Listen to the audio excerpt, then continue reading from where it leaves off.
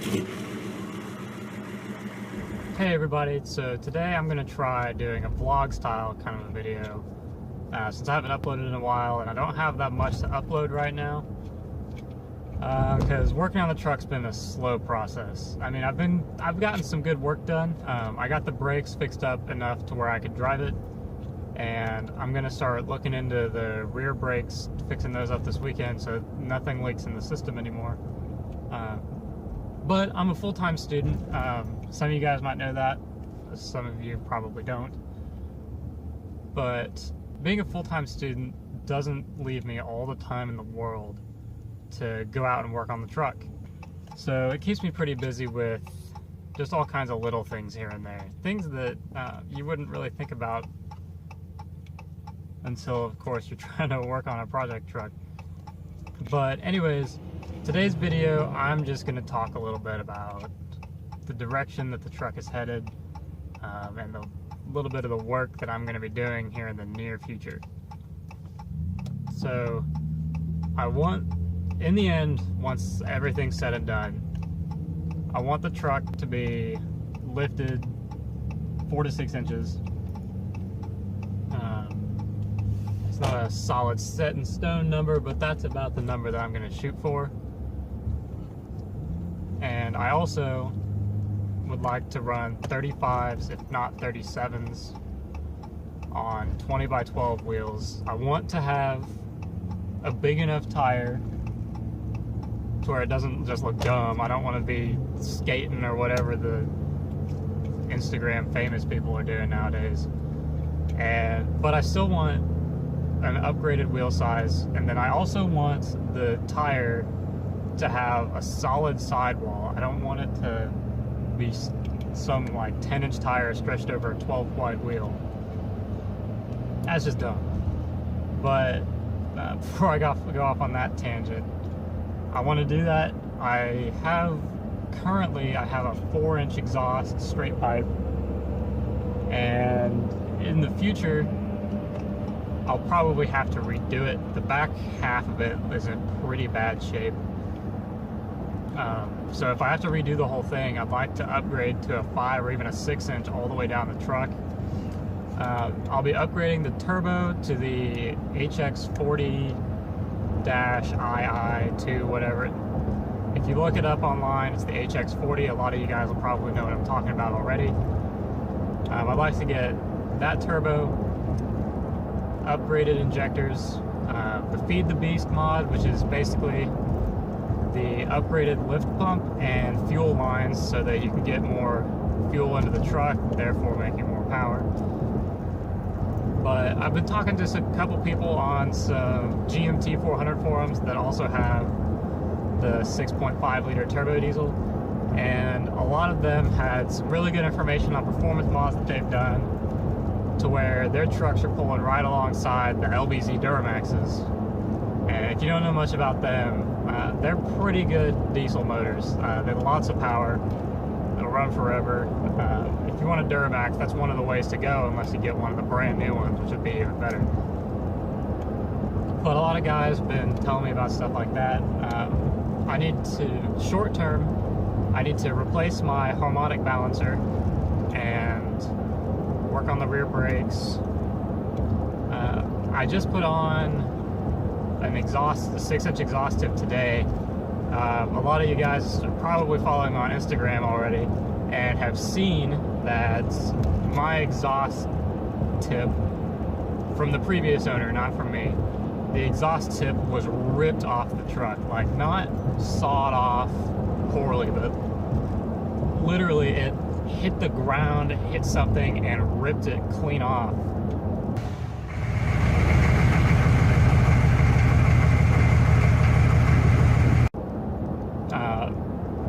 Check out my Instagram if you haven't seen that. It's a pretty crazy looking exhaust. I've never seen someone bash an exhaust like that before. But I put the tip on there just to make it look a little better. It's nothing fancy, it's just a $40 tip. It's not even powder coated, it just has paint on it, but at least it's exhaust paint. It makes the truck look a little bit better. And I mean, that's kind of what all these lights and stuff have been too that I've been putting on it.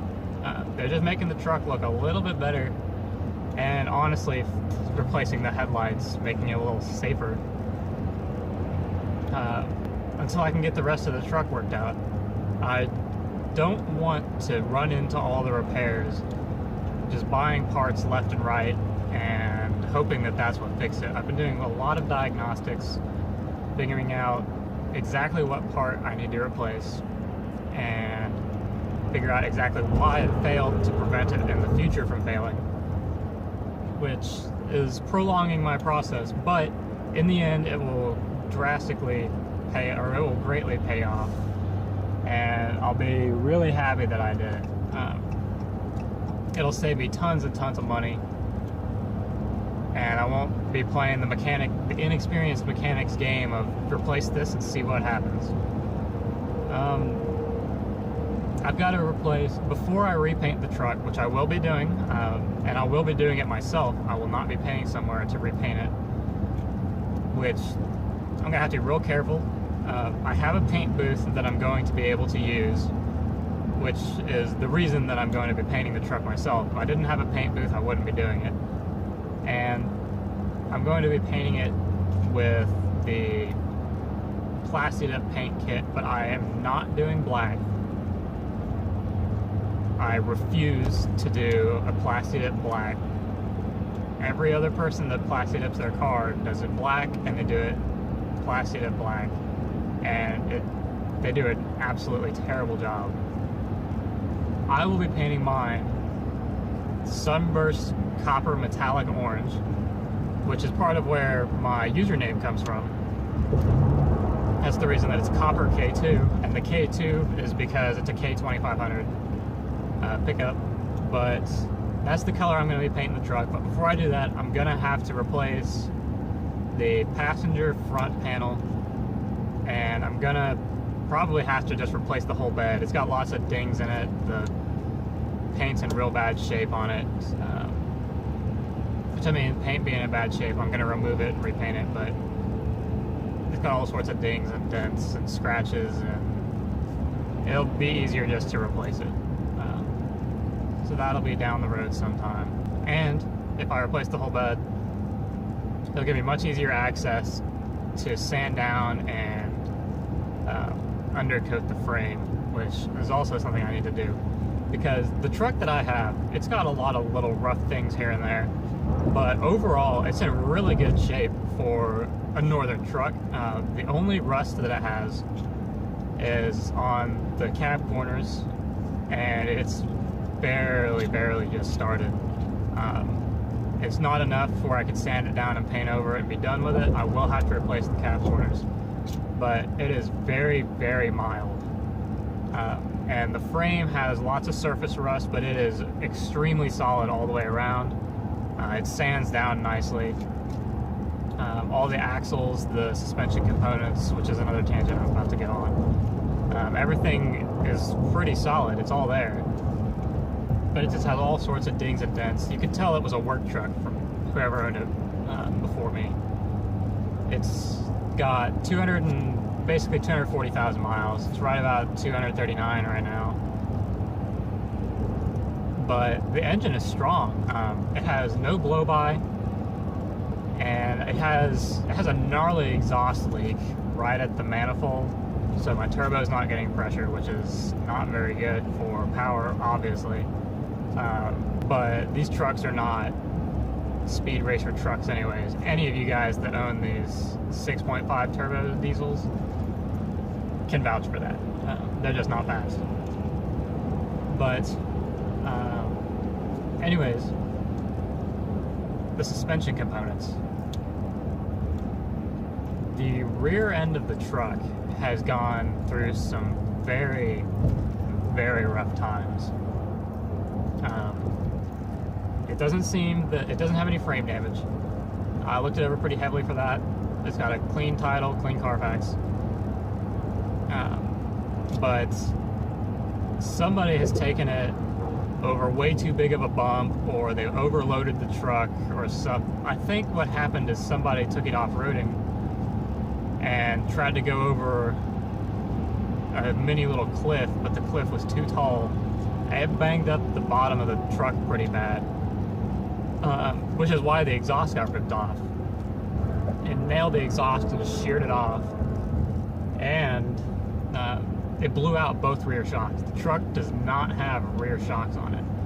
It has the blown remains of shocks where the shocks should be, but there's no functioning shocks on the rear. Another thing under the hood that I've been working on recently is I've got a replacement kit for my fuel return lines. A bunch of you guys already knew I needed to replace that, and I will be making a video on that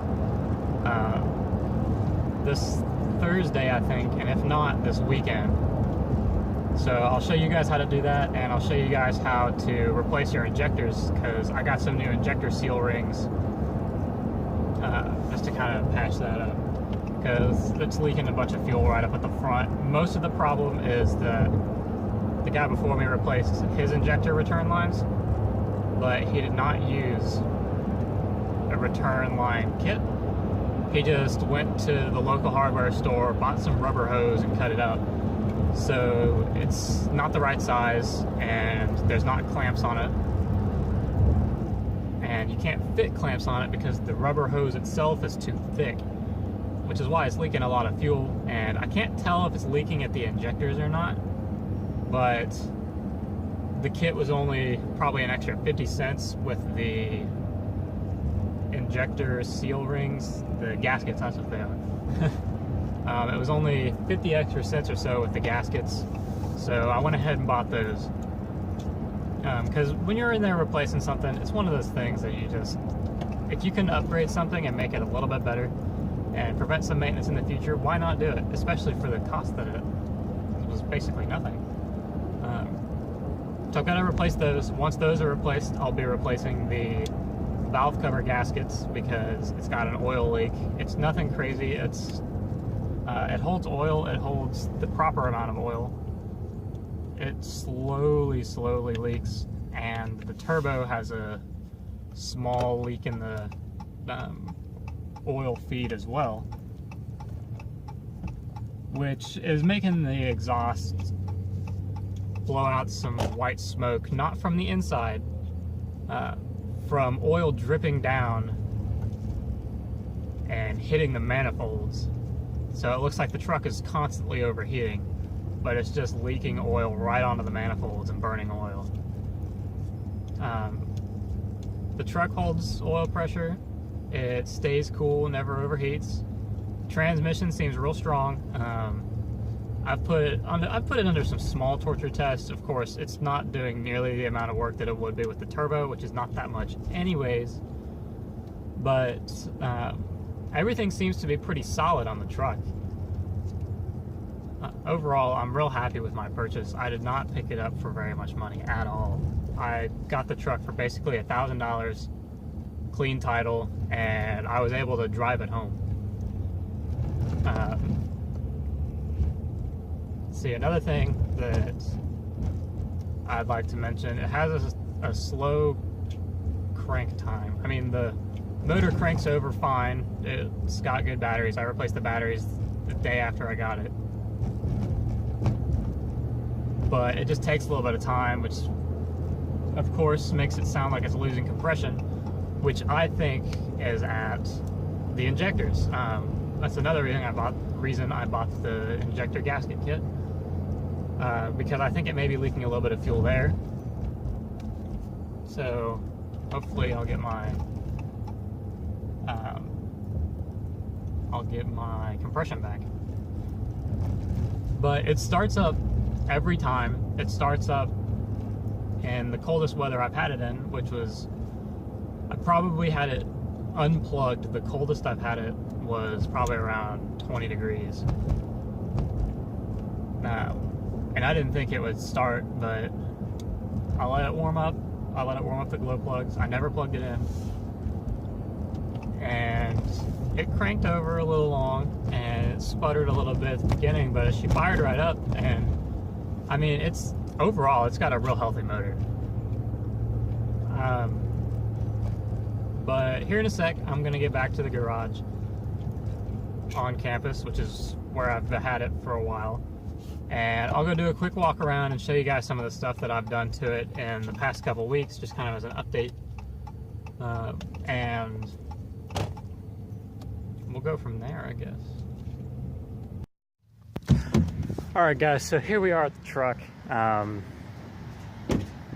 just do a quick walk around and show you. I'll start off with the couple of things that I mentioned in the vlog, where, or my, up underneath here, that's all that's left of my shocks. You can see there's nothing there. This is blown out. And my exhaust over here has a pretty big gash in it. But I mean, I don't know how somebody does that. I got my new tip on today. 4-inch inlet, 6-inch outlet, 6-inch tip. Guys, if there's wind noise, I'm sorry. I'll try to cover the microphone. But it's got this big old gash in it right here where the previous exhaust smacked up into it and sheared off. It's got a dent right here that's pretty sizable. You can kind of see how it alters the reflection of that white stripe right there. Of course, it's rusted. It's got screw holes in it from where tailgates have been on, or toolboxes have been on here. But overall, you can see up under here, there's really not that much rust. It's all just surface rust. The cab corners, like I said, very, very minimal for a truck this old, and especially for an Ohio truck. But let me get inside, show y'all. I got part of my sound system put in. Let's see, I'll go move the other chair over too. I gotta grease up my door. Here's another fender that I'm gonna replace. This one's real bad. Of course, I'm repainting it so the hood won't be an issue. The driver's side is overall pretty solid. Let me come in here, scoot this seat forwards. But I've got 4 10-inch MVX audio subs. As you guys should probably know by now, I'm sponsored by NVX Audio. So I've got basically only NVX Audio in here. I do have a Planet Audio amp because I already had one sitting around. I will be upgrading to NVX amps once I start working again in the summer, because they're just going to be better amps in general. But for now, I got the 4,000 watt Planet Audio, which should put out enough power for these. I know it's not going to be a true 4,000 amp, which is why I bought a Planet Audio amp with about double the power that I needed. But I'll talk more about that in my sound system video. Let's see. I got the NVX door speakers. I've been working on these pillar gauges. You can see I got it kind of taken off right here. The biggest one I'm working on is boost gauge, because I need to get that working before I can replace my turbo, so that when I put a mechanical wastegate arm on it, the turbo won't create too much pressure and start breaking things. But overall, that's about all that I've done to the truck. Oh, I guess one more thing. You guys probably saw that this mirror is got some bad LEDs in it. They'll probably start flickering here soon. But I put some 6K HIDs. They're warming up, so they look a little blue. But they're pretty white once they get warmed up, and not on camera. The camera makes them look pretty blue for some reason. And that mirror is just gonna work today. I mean, cool if it starts working again. But I got the headlights replaced with HIDs, and I still have the halogens in here, and I still have the plug-and-play mod, 4-high mod on. But I mean, overall, that's about all I've been able to do to the truck recently. I'll be updating you guys some more in the next couple days. As soon as I finish this video, I'm gonna do a sound system video for y'all. So you can hear those subs a little bit. I know cameras never do it justice. But anyways, that's probably all I'm gonna go over today. This video is already getting kind of long. I think I've been recording for about 20-30 minutes now. Let me know if you guys like the vlog style video, and if so, I'll try to keep putting these out. It's pretty nice to be able to drive around and talk and kind of just let you guys know what's going on, where the truck's at, some of the direction the truck's going. Of course, I couldn't mention everything in the video today because, of course, I have a huge list of things this truck's going to go through. I've got a list on my computer monitor that's top to bottom full of stuff I need to do to this truck. But anyways, like I said, that's the end of this video. I hope you guys enjoyed. Like and subscribe. Check my description below for some discounts on Sonic Electronics and Black Oak LED lighting. I've got sponsorships from both of them, and I think you guys will benefit from them, especially Sonic Electronics. But Black Oak LED makes some super high quality off-road lighting, so check them out too. I'll have discount codes listed in the description. I'll have my Instagram listed in the description. And hopefully this weekend I'll be going out to a diesel meet, so I'll be able to get some diesel truck action for y'all. Anyways, I hope you enjoyed. Make sure you subscribe, and I'll see you guys in the next one.